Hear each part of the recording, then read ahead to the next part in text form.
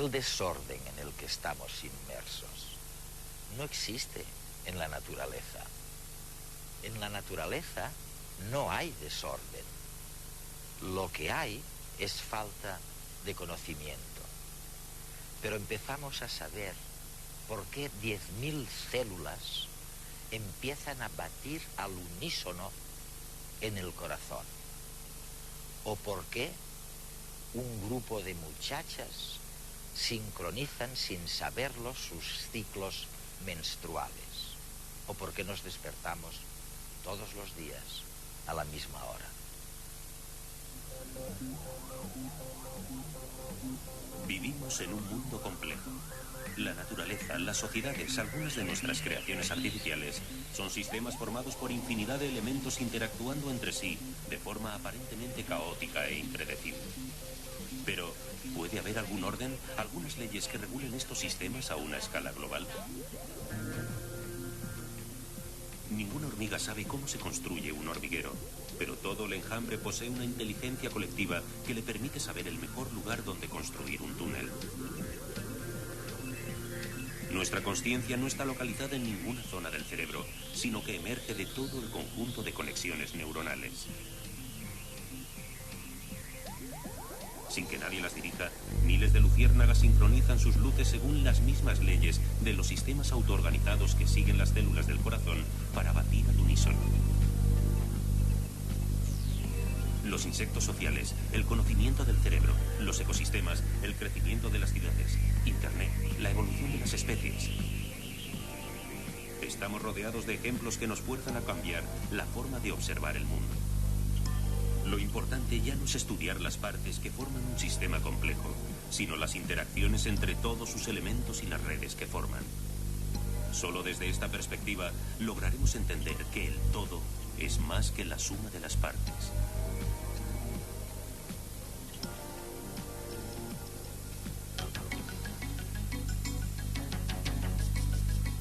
Albert Laszlo Barabasi es profesor de la Universidad de Notre Dame en Indiana, Estados Unidos. Ha sido uno de los pioneros en el estudio de las redes moleculares en una célula, las redes de especies en un ecosistema, de personas en una sociedad o de nodos de comunicación en Internet.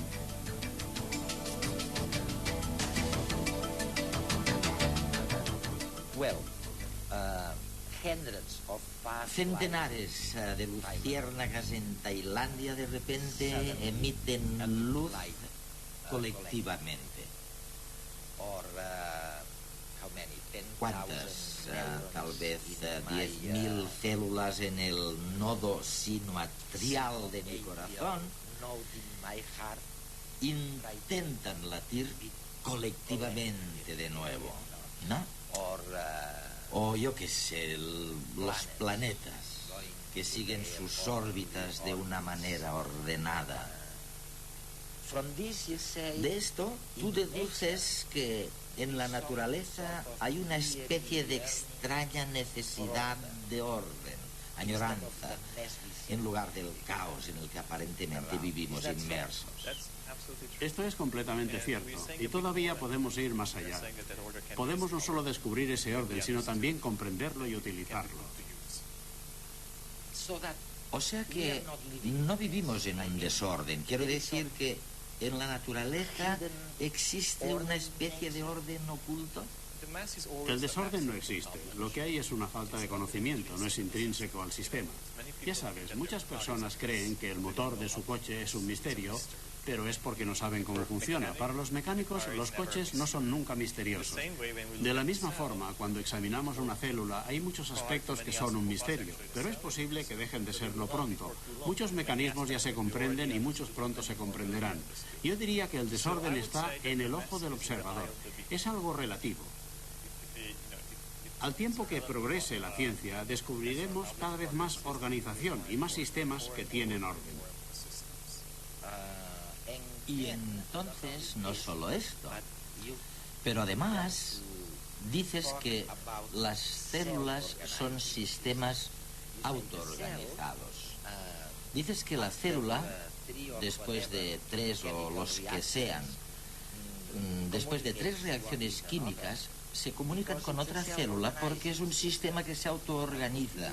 ¿Qué quieres decir exactamente? Hay muchas respuestas para este tema. La célula es un sistema autoorganizado, no está diseñado por nadie. Surge de procesos que aparentemente son aleatorios. Se construye a sí misma y de hecho existe y funciona gracias a un sistema de redes muy complejo cuyas conexiones son los productos químicos.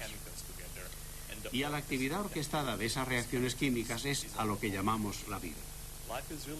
La vida no es nada más que una pseudoactividad que esencialmente permite a un pequeño organismo, que puede ser una bacteria, una célula o un hongo como la levadura o lo que sea, simplemente comunicarse con el entorno,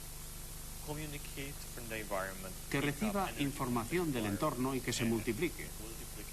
Y si quieres, pensar en organismos multicelulares humanos como nosotros, también que además piensen. Y luego tienes este misterio del agua, en donde las moléculas a veces están en forma separada, ni gas, pero de momento, oye, va y se juntan. ¿Por qué diablos se transforman en hielo? El misterio del agua, como has dicho, consiste en que si la temperatura es suficientemente elevada, se forma un gas.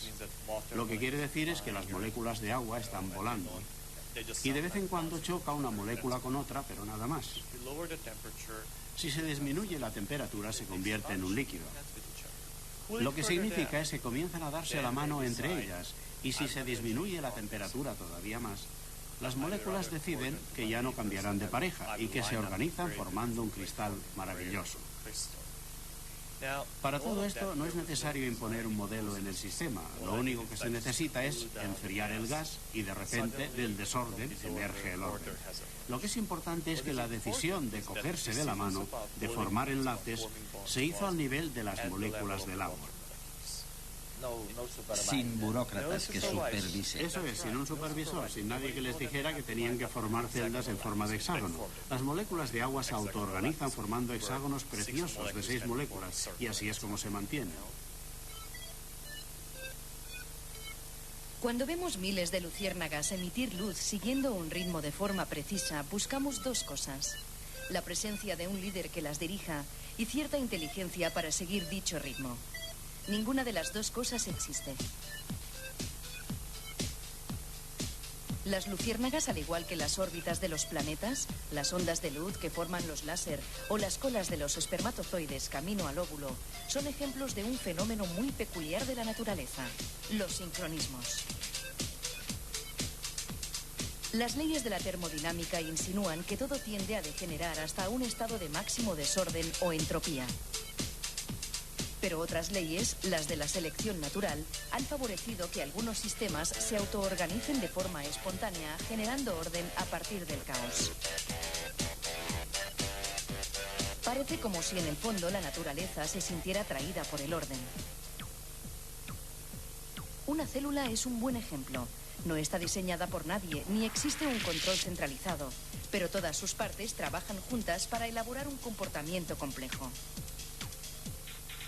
O las moléculas de agua, que estando libres en forma de gas por encima de 100 grados centígrados, se empiezan a unir cuando baja la temperatura y por debajo de 0 grados centígrados se ordenan espontáneamente en hexágonos perfectos formando hielo. Y viendo lo efectivos que llegan a ser algunos sistemas autoorganizados, sin la necesidad de un líder que les dirija, la pregunta es inevitable. ¿Sería utópico plantearse que en nuestra sociedad, en los sistemas que nosotros creamos, existe demasiada organización?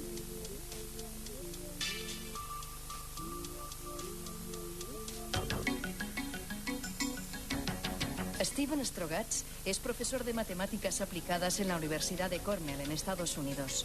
En su último libro, Sincronía, la ciencia emergente del orden espontáneo, resume sus investigaciones acerca de las sincronías que aparecen en los lugares más diversos e inverosímiles de la naturaleza.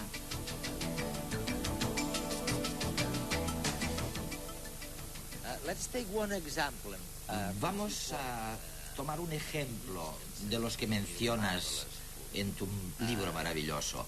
Las luciérnagas en Tailandia. Ahí tenemos varios cientos de luciérnagas que de repente emiten luz todas a la vez, en el mismo instante. ¿Cómo demonios lo hacen? Oye. Cada noche, en los ríos de Tailandia que llevan al mar, miles de luciérnagas machos se concentran en las hojas de los árboles. Y en la puesta del sol, todas las luciérnagas macho comienzan a verse. Es decir, que ya no compiten con el sol y comienzan a verse mutuamente. Al principio están completamente desordenadas. Comienzan a emitir luz de forma aleatoria, no están coordinadas. Luego, en pequeños grupos de 2 o 3 o 4, comienzan a emitir luz. Y después de una hora, no es instantáneo, todo 1,5 kilómetros de la orilla del río se cubre de árboles con estos insectos emitiendo luz a la vez. Lo sorprendente es que hasta cierto punto lo entendemos. Lo que sucede es que una luciérnaga no solo emite luz, sino que también puede ver. Y su sistema nervioso se ajusta de manera inconsciente, de forma que cuando recibe un destello puede incrementar o retrasar su controlador interno que controla los destellos, de manera que comienza a hacerlo en armonía con sus compañeros.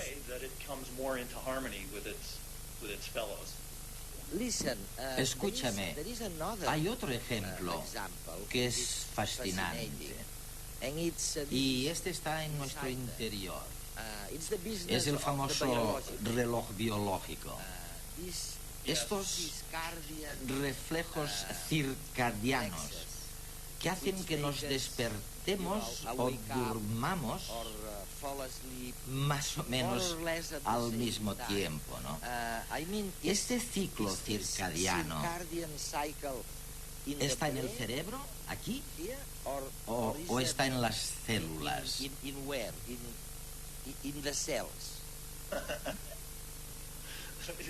Esta es una pregunta fantástica. Tenemos unos ciclos circadianos de los que todos somos conscientes. Es posible despertarse cada día a la misma hora sin necesidad de utilizar el despertador, porque hay algo en el cuerpo que dice la hora que es. La pregunta es muy buena. ¿Dónde está? Yo diría que está en cada célula del cuerpo. Cada célula del cuerpo tiene unos ciclos bioquímicos que la mantienen en sincronización con el mundo que nos rodea las 24 horas. Pero también hay un reloj maestro, como tú has indicado, que está en el cerebro. Son 10.000 células. Y cada una de ellas es como un pequeño reloj eléctrico que se mantiene constante, aunque esté en una placa de Petri con nutrientes. Cada célula tiene un ritmo de voltaje que sube y baja en un ciclo de 24 horas. No necesita el resto del cerebro o del cuerpo. Son unos relojitos que están situados en el interior de nuestra cabeza. Steve, corrígeme si me equivoco. En los ciclos circadianos existe este periodo de tiempo terrible entre las 3 y las 5 de la madrugada, llamada la zona zombie, cuando realmente no deberíamos estar despiertos. Y si lo estamos, las neuronas se resienten, y si nos empeñamos en mantenerlas alerta y en funcionamiento, es posible que hagan algo mal, como el desastre de Chernóbil, o el del Exxon Valdez, o creo que el de Bhopal. Todos sucedieron en esta zona zombie, ¿no? Sí, es así. El motivo por el que lo denominamos zombie es porque al tener que estar despierto toda la noche, uno es consciente de ello. Se siente cansado, los ojos están llorosos y se hace esto. Creemos que es porque estamos cada vez más despiertos, pero no es así de simple. En realidad es por la función del reloj biológico en el cerebro. Y todos lo sabemos porque si nos quedamos sin dormir todavía más y comienza a amanecer, empezamos a despertarnos. Y esto es cierto incluso cuando no se ve la luz. Por ejemplo, si eres una persona que trabaja con ordenadores y te quedas una noche a trabajar o a terminar un proyecto, no hace falta ver la luz que empieza a entrar. Cuando llega la mañana siguiente se siente que se está despertando. Al final de esta zona zombie comienza a segregarse una hormona llamada cortisol y la temperatura del cuerpo comienza a ascender del mínimo y muchas funciones del cuerpo comienzan a conectarse y el cuerpo empieza a despertarse. El ser humano funciona acorde con el mundo. Nuestros cuerpos armonizan automáticamente con el día y la noche. Cada 24 horas repetimos acciones. Las horas del sueño, los niveles de alerta, la secreción de hormonas y los procesos digestivos siguen este ritmo. La ciencia ha demostrado que la luz del sol es el factor más importante para mantener nuestros cuerpos sincronizados. Pero ¿qué ocurre cuando no tenemos esta referencia externa? Los experimentos con individuos aislados durante meses en habitaciones sin ventanas han aportado datos impresionantes. A pesar de no conocer la hora del día en ningún momento, el ciclo interno vital de pacientes se mantenía constante, solo alargándose un poco más de 24 horas. Era como si internamente un reloj les indicase la hora que era. En realidad, los cambios de temperatura corporal a lo largo del día eran los que les indicaban, sin ellos darse cuenta, la pauta diaria. Gracias a estos estudios se ha descubierto la enorme importancia de este factor en nuestra conducta. 2 horas antes de que despertemos cada mañana, nuestro cuerpo comienza a calentarse y comenzamos a secretar cortisol, la hormona que nos sirve de despertador. Como contrapartida, existe una zona de mínima alerta cuando la temperatura está más baja, de las 4 a las 6 de la madrugada. Se denomina zona zombie y está demostrado estadísticamente que es en ese periodo de tiempo cuando los humanos rendimos menos. La mayoría de accidentes laborales nocturnos ocurren entonces. A partir de las 6 de la mañana la temperatura vuelve a subir y comienza un nuevo ciclo. Aunque hayamos salido toda la noche y no hayamos dormido, nuestra mente se despeja y se prepara para estar despierta. Después de comer, vuelve a bajar la temperatura. De ahí que nos apetezca a la mayoría hacer una siesta. Todas las actividades de nuestro cuerpo se ajustan a la perfección las unas con las otras, como si estuviéramos constituidos de millones de relojes conectados unos con otros. En realidad, experimentos con mamíferos parecen indicar que existe una especie de marcapasos central, localizado en alguna parte del hipotálamo, la zona más profunda del cerebro. Allí, un grupo de neuronas sincronizan su actividad eléctrica, marcando un ritmo que se propaga al resto de órganos de nuestro cuerpo. Se cree que un mínimo de 8 genes regulan este sistema. La manera como consiguen crear la cadencia es todavía un misterio. También podemos ilustrar a los jóvenes que van a la discoteca, a los discotequeros. Si lo haces, no te sorprendas de que a las 6 de la madrugada, cuando todavía estás en la discoteca, sientas que te estás despertando, como si no tuvieras sueño, como si estuvieras muy normal. Pero si te vas a dormir a las 7 o a las 8 y te crees que dormirás durante 8 horas, bueno, pues te equivocas, lo siento, porque te despertarás muy probablemente en unas pocas horas por culpa del cortisol del que tú hablabas, ¿no? Sí, eso es. Si se está despierto toda la noche y se llega a casa y se quiere dormir, será difícil. Se puede pensar que es debido al estar excitado de toda la juerga. Y es posible que en parte sea eso, pero también es porque el despertador interno del cuerpo comienza a llamar. La temperatura del cuerpo comienza a elevarse, se comienza a segregar cortisol y se comienza a producir otras hormonas. El cerebro comienza a despertarse. Pero también tengo un comentario diferente que hacer para aquellas personas que viajan por las distintas zonas horarias y sufren de jet lag. Las personas lo experimentan de forma diferente. Hay algunos que dicen que nunca tienen jet lag, ya que duermen en el avión y cuando llegan se encuentran muy bien. Estas personas piensan que el jet lag es un fenómeno de carencia de sueño, pero no es así. El jet lag es un fenómeno que sucede cuando el marcapasos circadiano del cuerpo, el reloj interno, se ha quedado en la zona horaria anterior.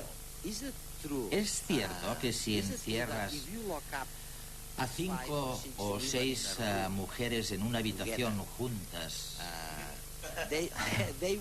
acabarán teniendo el ciclo menstrual el mismo día.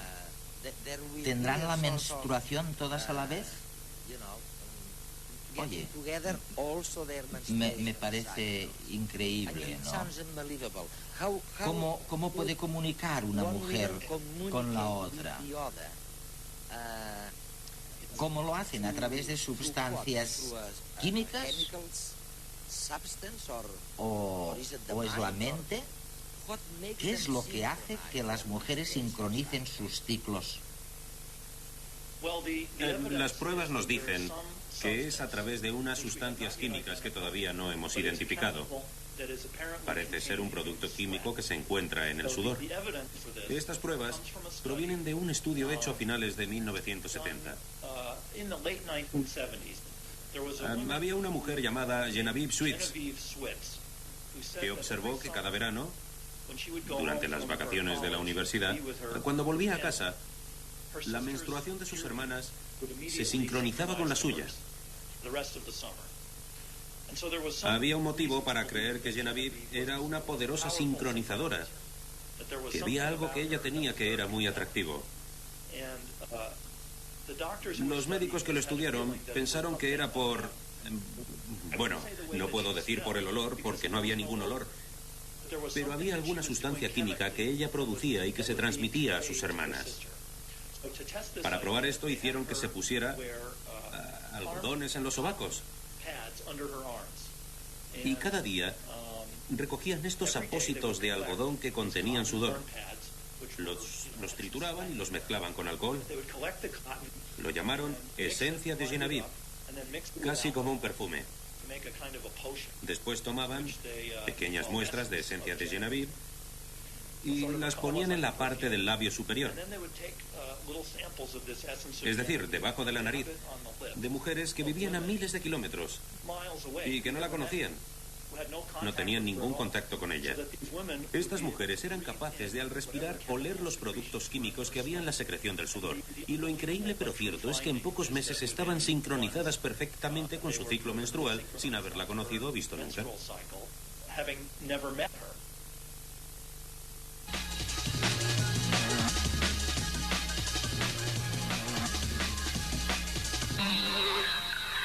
El hidrógeno, además de ser uno de los principales candidatos a convertirse en el combustible de los coches y camiones del futuro, también puede llegar a ser la principal fuente de energía de los hogares. Se trata de una alternativa limpia, eficaz y segura.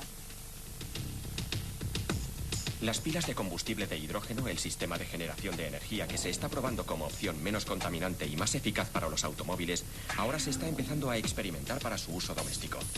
Los tanques testados permiten generar electricidad y agua caliente en bloques de pisos y en otras instalaciones como bibliotecas y gimnasios. El combustible se obtiene a partir del gas natural que hoy en día se utiliza en la mayoría de los hogares. El sistema, que se encuentra en fase de experimentación, debe tener unas dimensiones más reducidas para cuando se ponga a la venta a partir del año 2007. La energía generada mediante un sencillo proceso se aprovecha en un 90%, un porcentaje muy superior al que se obtiene con el gas natural. Los odontólogos siempre han tenido claro que el estado de la boca es un síntoma claro de la salud general de las personas. Un estudio al respecto demuestra que con un simple análisis de sangre se puede saber cómo se encuentra nuestra dentadura y nuestro organismo. Mediante un análisis rutinario se pueden detectar enfermedades dentales que no solo deterioran dentadura, encías y boca, sino que son síntomas claros de patologías internas más graves. Por lo tanto, una simple analítica se puede convertir en un método sencillo y rápido de comprobar la salud bucodental, así como otras anomalías. Las bacterias de la placa dental son capaces de introducirse fácilmente en el torrente sanguíneo y llegar a otros órganos provocando infecciones. Uno de los parámetros identificativos en cuestión es la proteína C reactiva, un factor relacionado con las enfermedades cardiovasculares y la diabetes. Los ingenieros no desisten en su empeño por miniaturizar todo tipo de aparatos y sistemas electrónicos. Un nuevo dispositivo que genera señales de microondas permitirá crear teléfonos móviles casi diminutos. Ha sido un equipo de técnicos norteamericanos el que ha diseñado el dispositivo que genera señales de microondas. Su interés radica en su diminuto tamaño, cientos de veces más pequeño que los generadores de microondas convencionales que actualmente se utilizan en teléfonos móviles, sistemas inalámbricos de internet, radares y otros productos electrónicos. El artilugio consiste en dos películas magnéticas que están separadas por una capa de cobre no magnética por la que pasa la corriente eléctrica. Los nuevos osciladores se pueden incorporar en circuitos integrados con la misma tecnología utilizada hoy en día para fabricar chips de ordenador. Con el tiempo reemplazarán sistemas más grandes, lo que significa que muchos aparatos electrónicos serán mucho más pequeños que ahora. Además, serán fáciles de utilizar y más baratos.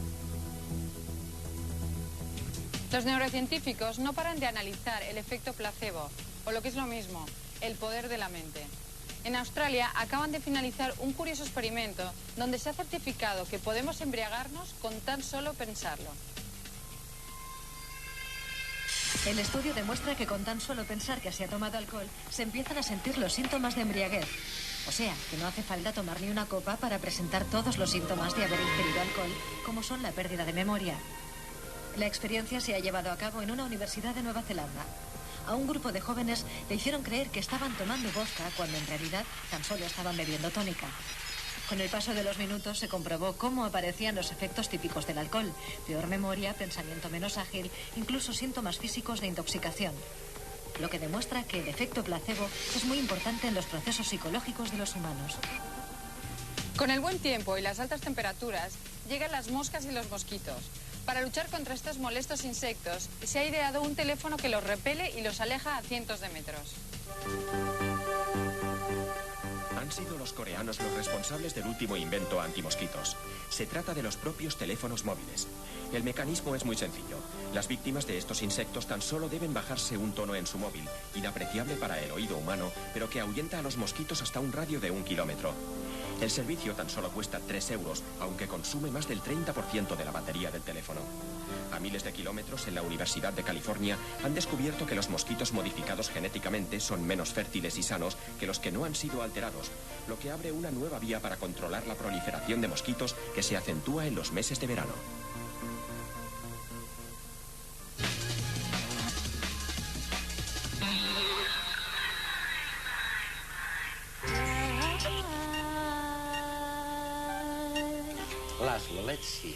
Laszlo, veamos. Lo que dices sobre el tema de las redes, o digamos cuando estudias la naturaleza o un ser humano, lo que está sugiriendo es que tenemos que desenredar la naturaleza y estudiar todo por separado. Y luego debemos volver a juntarlo todo, y eso es lo que no sabemos muy bien cómo hacerlo todavía. Y tú dices, es aquí donde las redes son muy importantes. Desde luego. Si analizamos la historia de la ciencia, estaba dominada por el concepto de reduccionismo. Esto es muy importante y no quiero restarle méritos, pero no solo hay que desmontar las piezas para comprenderlas, ya que el entendimiento está realmente escondido. Basados en este concepto, los biólogos estudian las moléculas, los físicos estudian átomos y los químicos estudian los elementos químicos. Pero cuando observamos la naturaleza, nunca vemos a estas partículas de forma individual. Nunca se ven las moléculas individualmente, o las proteínas por separado, o los quarks. Siempre funcionan en contacto con otros. Y ahora, desde hace 10 o 20 años, tenemos que enfrentarnos a la gran pregunta. Ahora que sabemos tanto de las piezas por separado, ¿podemos entender cómo funcionan juntas? Y aquí es donde las redes son importantes. Había un famoso matemático, Euler, que pensó en 6 o 7 famosos puentes en la ciudad de Königsberg. Lo conoces, era una especie de pasatiempo. Y la gente le gastaba bromas porque intentaba averiguar cómo podía ir de un sitio a otro de la ciudad sin cruzar dos veces el mismo puente. Lo importante de su conclusión es que analizando la construcción de gráficos, zonas y los enlaces entre unas y otras, bueno, solo así se podía llegar a comprender lo que pasaba. Volvamos a este tema. Euler era sin duda un genio en muchos temas diferentes en los que trabajó y es el padre de lo que hoy denominamos teoría de gráficas. La teoría de gráficas es la parte de las matemáticas que describe las redes. Y quizá deberíamos regresar un paso y ver qué es una red. Una red es un grupo de nodos conectados por enlaces. Los nodos pueden ser muy diferentes de un sistema a otro. Los nodos de nuestro cerebro son las neuronas y los enlaces son las señales entre las neuronas. Los nodos de la World Wide Web son las páginas de la web y los enlaces son los URL, que son los sitios en los que se puede clicar e ir de una página a otra. Los nodos de Internet son los ordenadores, lo que llamamos routers, y los enlaces son los cables físicos de fibra óptica o de cobre entre los ordenadores que los conectan. Los nodos de nuestras células son esencialmente los productos químicos de nuestro cuerpo, los genes, y los enlaces son las reacciones químicas específicas que suceden entre ellos. Y un buen ejemplo de los nodos de la sociedad son las personas, y los enlaces son las relaciones entre ellas. A través de estos ejemplos se puede ver cómo existe una gran cantidad de redes, que todas están caracterizadas por nodos conectados por enlaces. Y Euler fue el primero en pensar en las redes, en un contexto de redes muy extraño, donde los nodos eran pedazos de tierra y los enlaces eran los puentes que los conectaban.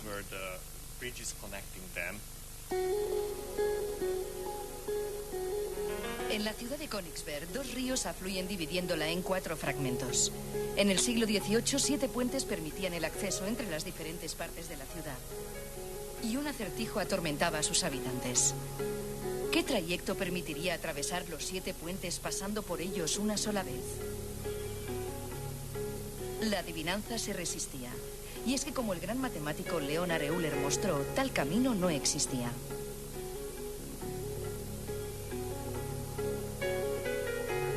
Para ello, Euler transformó el mapa de la ciudad en un gráfico.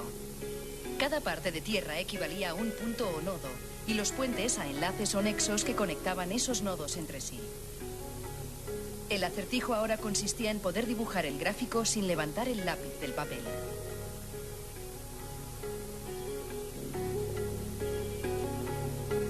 Resultó que todos los nodos del gráfico contaban con un número impar de enlaces. Sin embargo, Euler advirtió que para que el acertijo de Königsberg hallase solución, solo podía surgir un número impar de nexos del nodo de salida y del de partida.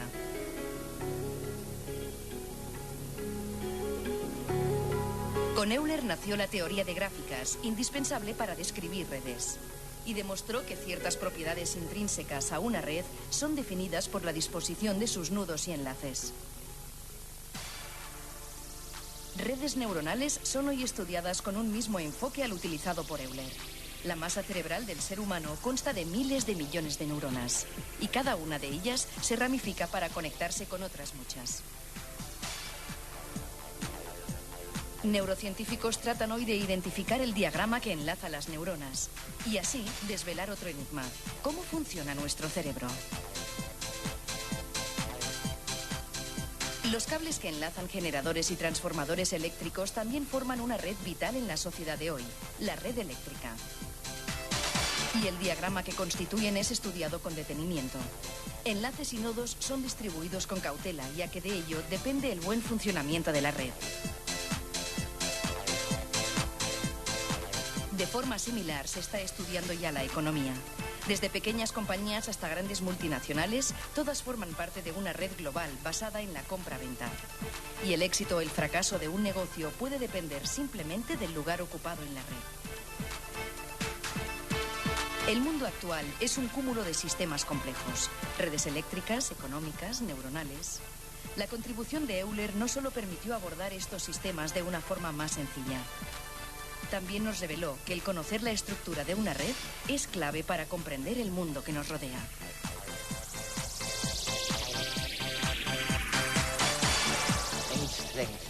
Y es gracias a las redes, eso lo dices tú, que nos convertimos en miembros de mundos muy pequeños. Nada menos que 6.000 millones de personas y resulta que cada uno está a solo 6 palmos del otro. Así es. La afirmación más sorprendente, esto es lo que llamamos la hipótesis del mundo pequeño, se formula en términos de la sociedad. Se remonta a 1919, o quizá el 29, creo que es el 29. Cuando un escritor escribió una historia sin mucho bagaje científico y conjeturó que podía relacionar a cualquier persona del mundo por medio de 5 apretones de manos consecutivos. Es decir, que uno de sus amigos conocería a alguien que a su vez conocería a la persona que tendría relación con esa otra persona. Ahora bien, esto no se pudo probar hasta 1967. Cuando un sociólogo de Harvard, Stanley Morgan, hizo un experimento en el cual envió cartas a diversas personas y les pidió que las reenviaran a sus amigos, que a su vez las enviarían a sus amigos para acabar dirigiendo la carta a una cierta persona que vivía en Boston. Y así descubrió que la mayoría de las cartas que hicieron todo el recorrido lo consiguieron en una media de 5 o 6 relaciones. Y esto se conoce ahora como 6 grados de separación. Para 6.000 millones de personas. Hoy creemos que a pesar de que haya 6.000 millones de personas, es posible encontrar entre 2 personas cualesquiera un camino que será de unos 5 o 6, a veces más, a veces menos, pero de media serían unos 6. ¿Y en Internet cuántos tenemos? ¿Cerca de 1.000 millones de webs? ¿Y tú sugieres que con 18 o quizás con 19... Sí, fue nuestro grupo de investigación el que siguió esta idea, planteándose qué distancia hay de una página web a otra. Si partimos de una página web, ¿cuántos clics tendremos que hacer para llegar a la página web que queremos ver? Nuestra investigación indica que la mayoría de las páginas web se pueden relacionar por medio de unos 19 clics de media. Y esto es una revolución realmente comparado con la situación anterior. Esto, quiero decir, realmente que el mundo es muy pequeño, es un pañuelo, es una situación muy diferente a la de hace 100 años, ¿no? Es interesante. No creo que este concepto de un mundo pequeño sea una revolución. Quizá es una revelación, pero no una revolución. Creo que ha sido una revolución en el sentido de que nunca pensamos que fuera del todo cierto. Y ahora vemos que efectivamente los nodos se encuentran muy cerca unos de otros. No solo en Internet, en la célula o en cualquier red que se nos ocurra. Realmente estamos muy cerca los unos de los otros.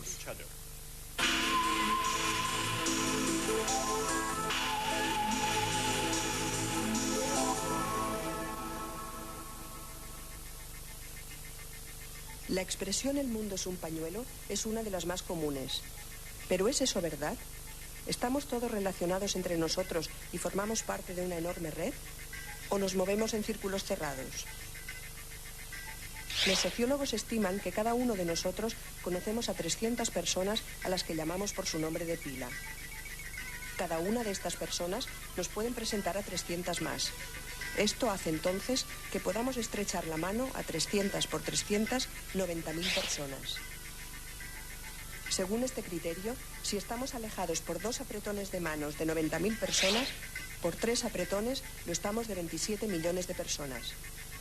Así, siguiendo estos cálculos, toda la población de Estados Unidos estarían separados unos de otros por un máximo de 6 apretones de manos. Hace 30 años, el psicólogo estadounidense Stanley Milgram quiso comprobar estos datos. Para ello, realizó un experimento y con los resultados revolucionó la concepción de las relaciones humanas. Seleccionó al azar 160 personas que iban a ser los primeros remitentes de un documento que tenía como destinatarios finales 2 personas a las que no conocían.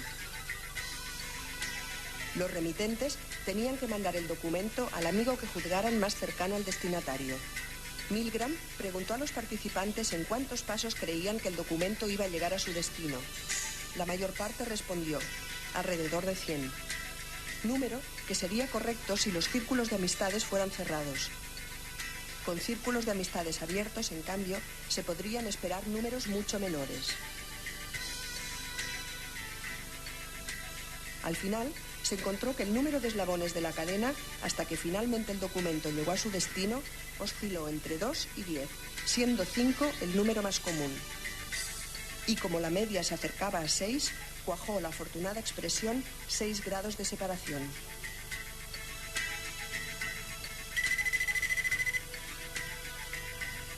Así, el experimento de Milgram mostró cuán estrechamente están unidas las personas por su red de amistades. Esta prueba explicaba también otros fenómenos como la transmisión de habladurías, noticias sensacionalistas, chistes y confidencias.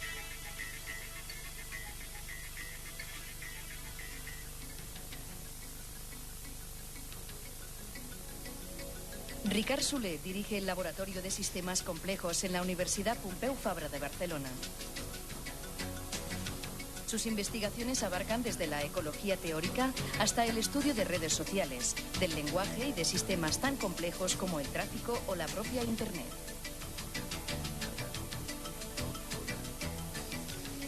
Los que tenemos nietas seguimos desconcertados. Nadie nos ha explicado bien qué pasa cuando, oye, una niña de 2 años no sabe resolver un problema matemático sencillo. Y sin embargo, de pronto, oye, se produce este milagro de que empieza a hablar por los codos. Y bueno, hay algunos científicos, no de tu disciplina, que me dicen es genético. Solo porque es genético se puede entender una cosa así.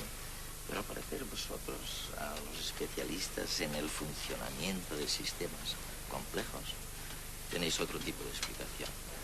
Sí, bueno, la idea sería que de hecho sí hay un componente genético en el lenguaje humano, Sí. en el sentido de que la evolución favoreció la emergencia del lenguaje. ¿En qué sentido?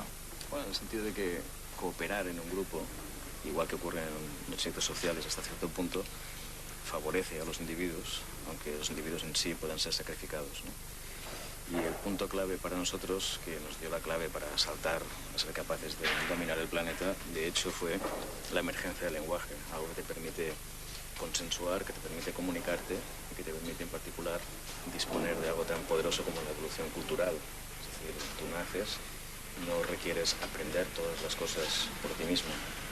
Tu entorno social te las va a enseñar y además es algo que tú también puedas propagar, ¿no? ¿Y emerge en qué sentido emerge? Porque emerge casi súbitamente, ¿no? Bueno, ha habido mucha discusión acerca de ese tema. Sí. Nosotros hemos propuesto, y otras personas apoyan un poco esta visión, que el lenguaje en cierto momento, cuando se alcanza un nivel de complejidad neural que facilita la comunicación, en el sentido de que el que habla y el que escucha, en cierta manera, llegan a un consenso de sus esfuerzos. El uno hablar poco y el otro entender mucho. Bueno, la idea es que a mí me cueste poco comunicar las ideas y a ti te cueste poco entender a qué me estoy refiriendo. Lo que parece sugerir la teoría es que cuando se llega a un compromiso adecuado entre los dos, de repente, toda la complejidad que vemos en el lenguaje humano, que es una red compleja de palabras asociadas entre sí, emerge de repente. Y entre las palabras tenéis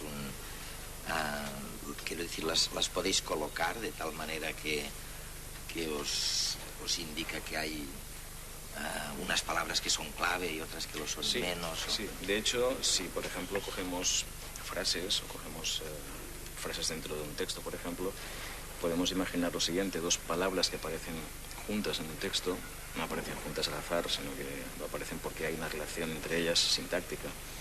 Si imagino que mis palabras son nodos, una red, y que si aparecen juntas están conectadas, tengo una red, nuestra red de 100.000 palabras. La que utilizamos normalmente, sí, ¿no? Que curiosamente no es muy diferente de Internet en su estructura, y en la que, igual que pasa en Internet, hay nodos clave. En nuestro caso, las preposiciones. Las preposiciones son palabras que no significan nada, que están enormemente conectadas y que sirven para navegar con una facilidad asombrosa en este universo de palabras. Y por eso, cuando hablamos, nos cuesta tan poco construir frases. Porque puedes comprobar que, de hecho, para ir de una palabra cualquiera a otra palabra, en ese universo de 100.000 palabras, Sí. basta con 3 saltos en esta red. O sea, es muy fácil, en realidad, dar saltos aquí. Ricard, a lo mejor nos podéis ayudar en este tema trágico de la extinción de las especies y la pérdida de la diversidad. Fíjate que por ahora los ecologistas o sociobiólogos nos han dado alguna pista. Nos dicen, si tenéis espacios muy grandes habrá especies voluminosas de tamaño grande. Y luego nos dicen, si tenéis una estabilidad climática en un sitio, se producirá una multiplicación de las especies. Bueno, oye, son dos indicios de por dónde debieran ir posiblemente los esfuerzos de conservación, pero tus sistemas, vuestras investigaciones, ¿nos van a ayudar en este...? ¿Dicen que sí o dicen no tiene nada que ver, es muy distinto y no podéis hacer nada, esto se va a acabar tarde o temprano? Bueno, el problema surge de hecho de esta observación que haces, ¿no? Los organismos con grandes necesidades de hábitat, por ejemplo, los grandes herbívoros o en particular los grandes depredadores, ellos son los que más están afectados precisamente por la destrucción del hábitat, que es en la actualidad la causa más importante de extinción de especies.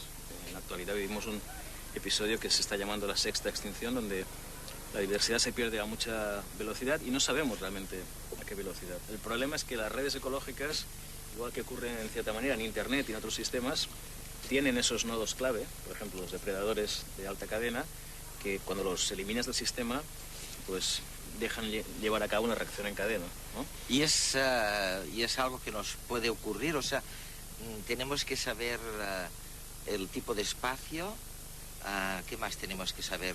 Tenemos que saber si el clima permite una multiplicación de las especies increíble, y luego tenemos que saber cuáles son los nexos de estos nodos vitales. Bueno, por lo menos es muy difícil determinar de forma clara cuál es exactamente la red.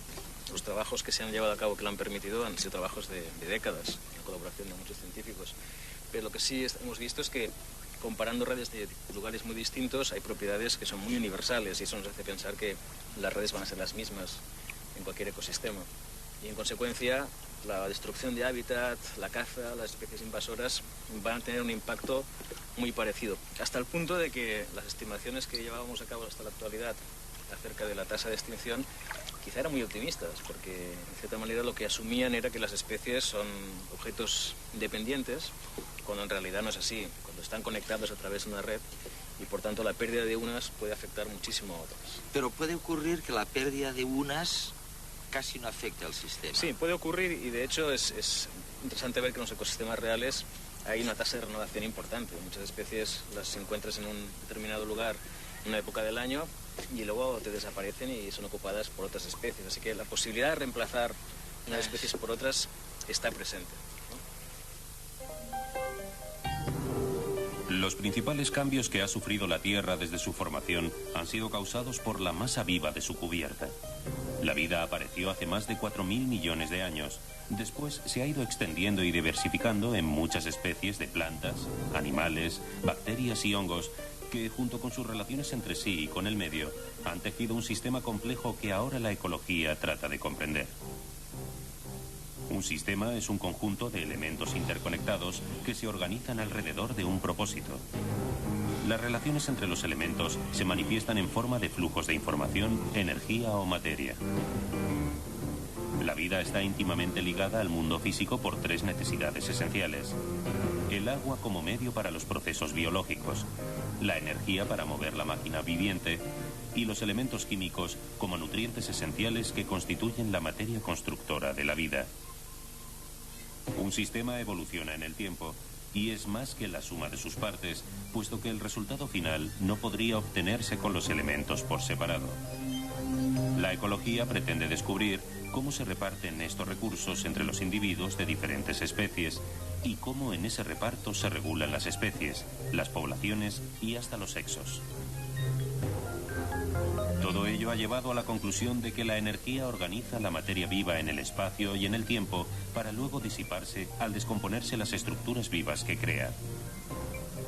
Estos sistemas no son cerrados y actualmente forman parte de un sistema mayor, profundamente humanizado, en el que se ha introducido una nueva y poderosa fuente de energía que es el capital económico y en el que aparecen nuevas redes de conexión basadas en flujos de información y contaminación.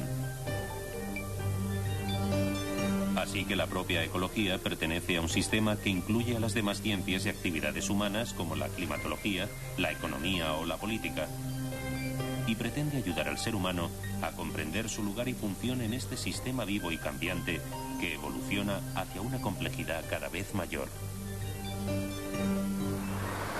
Ya me dirás por qué, pero a mí todo este rumorazo de tráfico Me recuerda El desierto, un libro tuyo en realidad, en donde explicabais muy gráficamente que un montoncito de arena, le vas añadiendo arena en la cúspide hasta que no sabes cómo ni cuándo, ¡wow!, se desmorona todo, ¿no? Bueno, con el tráfico pasa lo mismo, en un momento dado se congestiona.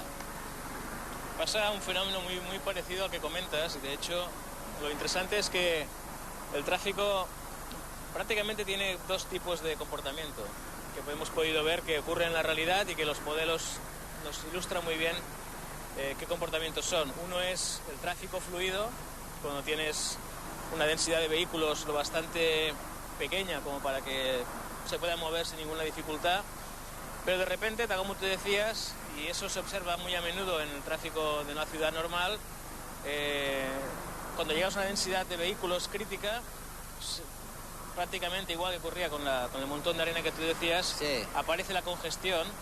¿Y aparece de qué manera? Aparece porque un vehículo de repente se detiene, aunque sea momentáneamente, y se produce una onda de choque hacia atrás de un montón de vehículos que también se detienen.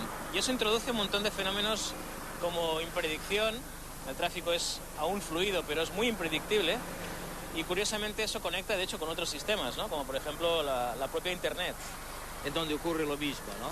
Donde básicamente ocurre lo mismo, sí. Oye, esta comunicación, y es un tema que no tiene nada que ver con esto, pero a lo mejor tiene que ver con tus redes y tus nodos, ¿no?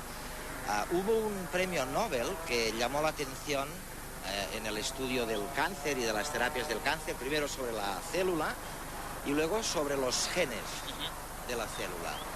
Y bueno, ahí está una parte del fracaso relativo, o digamos, del retraso en que haya funcionado la terapia génica. Se creyó que era un gen el responsable y luego resulta que están todos comunicados y que en un momento dado se produce, como en el tráfico, una caída, ¿no? Es algo parecido, son las mismas leyes que se aplican a la terapia del cáncer, al tráfico en Internet, al tráfico rodado. Bueno, es interesante que la analogía, que como decías la ha hecho un experto en cáncer, parece válida en el sentido de que, por ejemplo, un gen que aparece mutado en el 70 y tantos % de los tumores humanos, P53, es un gen enormemente conectado que participa no tanto en el tráfico como en la capacidad de controlar la estabilidad del genoma, de asegurarse de que cuando el genoma se va a copiar, se copie de forma correcta. Cuando ese gen se viene abajo, como dicen estos investigadores, no es muy diferente de lo que ocurre cuando en Internet un nodo clave, un servidor que mueve mucho tráfico, se viene abajo. Y en este sentido, lo que sucede en las células es que habíamos pensado durante muchos años que atacar genes concretos era la estrategia correcta. Pero las células tienen una plasticidad enorme, las células tumorales más que ningún otro tipo de célula. Así que lo que parece que es más correcto es pensar más en un sentido más holístico, más en el sentido de la red de interacciones, porque las redes de interacciones tienen sus puntos débiles, sus talones de Aquiles, y quizás sea esta la estrategia que en el futuro se va a emplear en atacar el problema del cáncer en concreto, ¿no? A lo mejor nos podéis ayudar a explicar qué pasa en una ciudad, por ejemplo, ¿no? Donde hay los intereses de los individuos contrapuestos seguramente al interés del colectivo, ¿no? Esta especie de, yo qué sé, de colmena, ¿no? ¿Nos ayudáis a explicar por qué crece y por qué no se destruye unos a otros? Bueno, una ciudad como ejemplo de un colectivo humano de gran escala refleja en cierta manera como dos conflictos, ¿no? Un conflicto entre el hecho de que los individuos como tales tienden a ser egoístas, tienden a buscar sus propios intereses. Al contrario de las hormigas, ¿no? Exactamente, ¿no? Que ellas sacrifican cualquier cosa por el bien de la colonia, ¿no? Nosotros nos organizamos y mantenemos esa estabilidad un poco mediante dos mecanismos. Por una parte, algo de lo que somos poco conscientes es que espontáneamente tendemos a cooperar de forma autoorganizada, es decir, sin un control central. Quizá el ejemplo que te puedo dar más cercano a todos es cuando nos encontramos en un atasco de tráfico, algo que ocurre muy a menudo en la ciudad, y dejamos que alguien que está esperando pase por delante de nosotros, ¿no? Sí. ¿Por qué hacemos eso? En el fondo, de forma inconsciente, estamos jugando un juego de teoría de juegos como el dilema del prisionero, es decir, Sabemos que aunque nosotros ahora hemos cedido, eso es algo que va a ser recíproco desde el punto de vista del colectivo. Y que el sistema se va a beneficiar. Y sabemos que pequeños colectivos son capaces de cooperar de manera espontánea. Sin embargo, esa cooperación a tan gran escala sería difícil de sostener si no, de alguna forma, existiera un consenso, que en nuestro caso se traduce en un gobierno central, que de alguna forma establece unas reglas de juego, que todos nos vemos obligados a respetar. ¿Y no crees que estamos agobiados? Si es verdad lo que tú me estás diciendo y tus colegas, de que hay mucho de, digamos, de sistemas autoorganizados, sin dirigentes, sin supervisores, ¿no te parece que estamos agobiados por cantidad de supervisores que no harían falta? Bueno, eso es otro problema, quizás sea algo que emerge en cuanto tú le das la oportunidad a la burocracia, que puede convertirse en cierta manera en un sistema autónomo que de alguna forma depreda del resto. Ese es un problema que surge a menudo porque la estabilidad es requerida, pero cuando esa estabilidad de alguna forma se compartimenta, forma un organismo aparte, lo que puede ocurrir es que ocurre en la naturaleza muy a menudo, ¿no? El depredador. Que toma vida propia, ¿no?